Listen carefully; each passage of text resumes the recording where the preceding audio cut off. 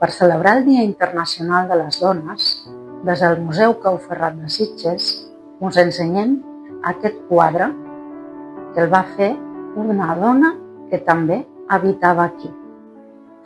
La Font de la Verge és un quadre que va fer la Lluïsa Denís. Ella i el seu marit, Santiago Rossinyol, van passar una temporada a la casa del pintor Josep Guiteras i junts van pintar aquest jardí.